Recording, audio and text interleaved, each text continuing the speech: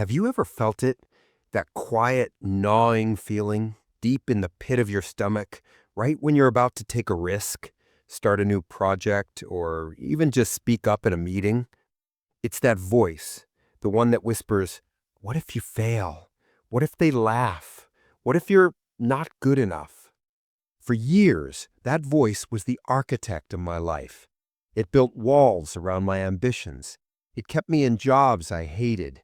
It convinced me that playing small was the same as being safe. And the cost of staying stuck in that pattern is immense. It's not just about the dreams you put off. It's about the person you don't allow yourself to become. It's the slow erosion of self-trust, the dull ache of unrealized potential. Hi, I'm Alex, and I'm not here as some guru on a mountaintop. I'm here as someone who has lived in the trenches of self-doubt and clawed my way out.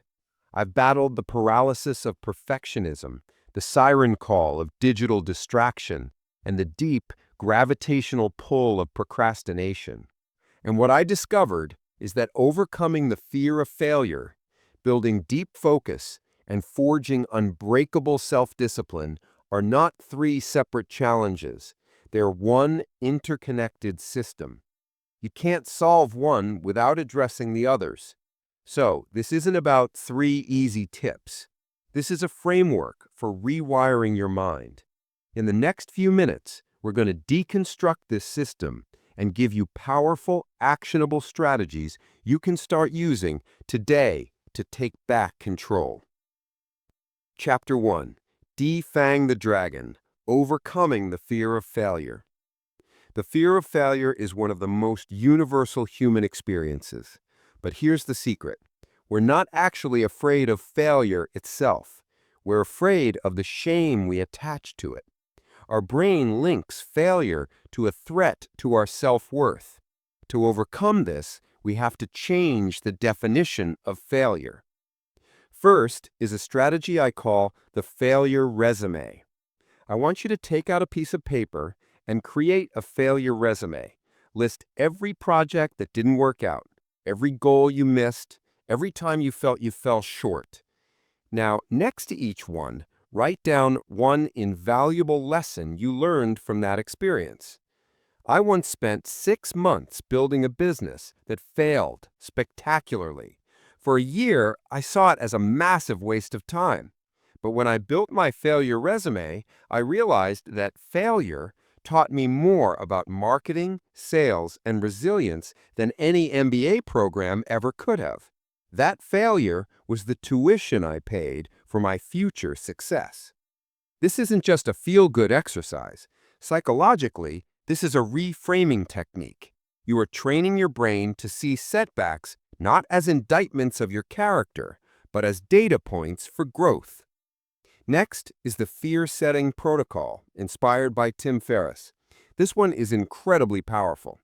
Instead of setting goals, I want you to set your fears. Take the thing you're afraid to do and ask yourself 3 questions. 1. Define. What is the absolute worst-case scenario if I do this? Get specific. Write it down in excruciating detail. 2. Prevent. What are all the things I could do to stop that worst-case scenario from happening? And 3. Repair. If the worst-case scenario does happen, what are the concrete steps I could take to get back on my feet? You'll often find that the worst case is either not that bad or entirely reversible. This exercise takes a vague, monstrous fear and turns it into a set of manageable risks. Chapter 2. The Sanctity of Focus, Winning the War on Distraction. Let me ask you something. When was the last time you did one thing and only one thing for an hour? Our modern world is a constant assault on our attention. Your focus isn't just wandering, it's being actively stolen. Think of your brain like a web browser with 50 tabs open. It's slow, it's buggy, and it's constantly crashing. Deep focus is the art of closing those tabs. The first strategy is the deep work block. This is non-negotiable. You need to schedule 90-minute blocks of non-interrupted, single-task focus into your day.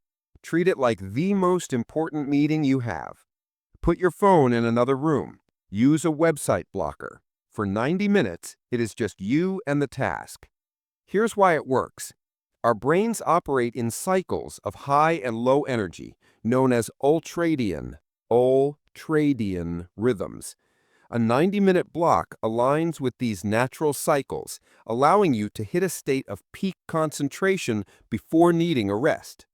It's not about working harder, it's about working smarter with your biology.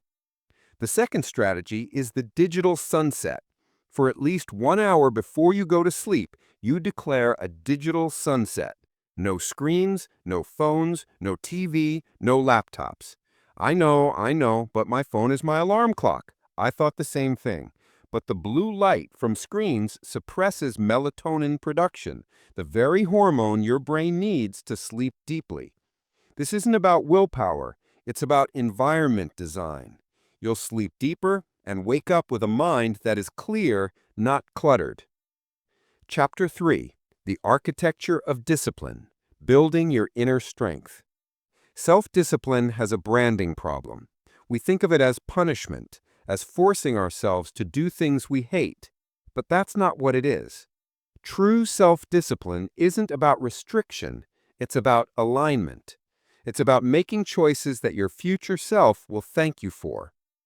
The first tool is simple, the 2-minute rule. If a task takes less than 2 minutes to complete, do it immediately. Don't write it down, don't put it off, just do it. Procrastination is like a credit card.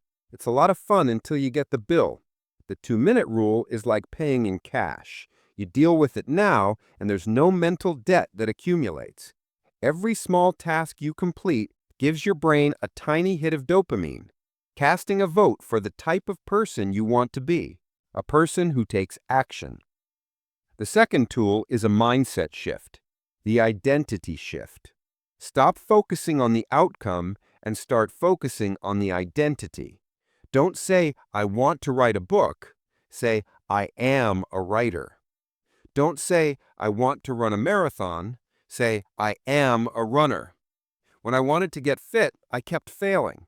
My goal was lose 20 pounds. It felt like a punishment. Then I shifted my identity. I started asking, what would a healthy person do? The decisions became effortless because they were aligned with who I was. Your brain is always looking to close the gap between your actions and your identity. This reframes the conversation from, I have to do this, to, this is who I am. Chapter 4. Hacking Your Brain Chemistry. The Dopamine Dialogue. Dopamine is the chemical of desire and motivation. But our modern world has hijacked our dopamine systems with cheap, easy hits, social media notifications, sugary foods, endless entertainment. This makes it incredibly hard to find motivation for meaningful work. First, try a dopamine detox. Pick 1 day a week, or even just an afternoon, where you abstain from your biggest sources of cheap dopamine. No social media, no junk food, no mindless browsing. When you starve your brain of easy, low-effort rewards, something amazing happens. Hard things become more interesting. Your brain, desperate for a dopamine hit, will start to see the reward in reading a book or tackling a difficult project. It recalibrates your reward system. Next, use a technique called reward bundling. Pair a difficult task with something that gives you a natural dopamine release. For example, only allow yourself to listen to your favorite podcast while you're exercising, or save your favorite healthy snack for right after your deep work block. This is like hiding vegetables in a delicious smoothie. You're linking the effortful task with an anticipated reward, making your brain more willing to get on board. Chapter 5. The Inner Critic Override. Mastering Your Internal Dialogue. The voice of self-doubt is often just a distorted echo of past experiences. But our thoughts are not facts. We have the power to challenge and reframe them. First strategy, name your critic. Give that negative voice in your head a name. Make it slightly ridiculous. Mine is named Nigel. When Nigel starts whispering that I'm going to fail, I can step back and say, "Oh, Nigel's at it again." This technique is called cognitive diffusion. By naming the voice, you separate it from your own identity. It's no longer you thinking those thoughts, it's just Nigel, and Nigel is notoriously dramatic. Second strategy, the evidence audit. When your inner critic says something like, "You're a failure," I want you to become a detective. Ask yourself, where is the evidence? Literally, write down the facts. For every piece of evidence your critic presents, you must find a piece of counter-evidence. If it says, "You failed on that project," you write, "But I succeeded on these 3 other projects, and I learned X, Y, and Z from the one that failed." This forces your brain out of emotional reasoning and into objective reality. Chapter 6, The Art of Intentional Rest, Fueling the Fire. We live in a culture of burnout. We wear exhaustion like a badge of honor, but this is a profound misunderstanding of high performance. Elite performers are masters of rest. First, create the transition ritual. At the end of your workday, create a small ritual that signals to your brain that it's time to switch off. It could be closing your laptop and saying, "Work is done for the day." It could be a short walk. Think of it like downshifting a car. You can't go from 100 miles per hour to a dead stop instantly. This ritual allows your cognitive engine to cool down. Second, practice active recovery. Rest isn't just collapsing on the couch and scrolling through your phone. That's not rest. That's just more stimulation. Active recovery means engaging in activities that are low cognitive load but high in restoration. Things like spending time in nature, practicing mindfulness, or enjoying a hobby you love. These aren't indulgences, they are essential maintenance for your most important asset, your mind. Chapter 7, The Final 1%, Stacking the Bricks. So we've covered a lot, but none of these techniques will work if you try to implement them all at once. The secret is the principle of aggregation of marginal gains. It's about getting 1% better every day. First, make the one thing commitment. For the next week, choose just one of the strategies we've talked about. Not 5, not 3, just one. By focusing on one change at a time, you dramatically increase your chances of turning it into a habit. Next, keep the progress journal. At the end of each day, take 2 minutes to write down one thing you did that moved you forward. It doesn't matter how small.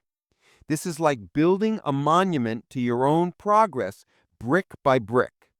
Our brains have a natural negativity bias. This practice forces you to consciously acknowledge your wins, reinforcing the motivation to keep going. Chapter 8, Integration and Conclusion. Do you see how it all connects? You can't build self-discipline if you're terrified of failure. You can't achieve deep focus if your brain is wired for cheap distraction. And you can't overcome any of this if your mind isn't rested and your inner dialogue isn't on your side. This isn't just a collection of life hacks, it's an interconnected system for building a new identity. This journey is not about becoming a perfect, hyper-productive robot. It's about becoming more human.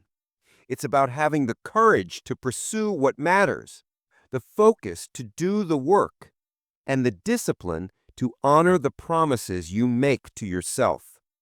So I'll leave you with this thought.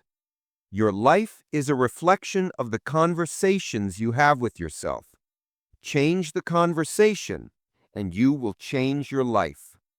From one growth-minded person to another, here's what I know for sure. You are far more powerful than your fear, more resilient than your setbacks, and more capable than your doubts would have you believe. If you found this valuable, if it resonated with you, please hit that like button, subscribe for more content like this, and share it with someone who might need to hear this message today. My question for you is, what's the one technique from this video that you are going to try this week? Let me know in the comments below. I read every single one. Thanks for watching. Keep building, and I'll see you in the next one.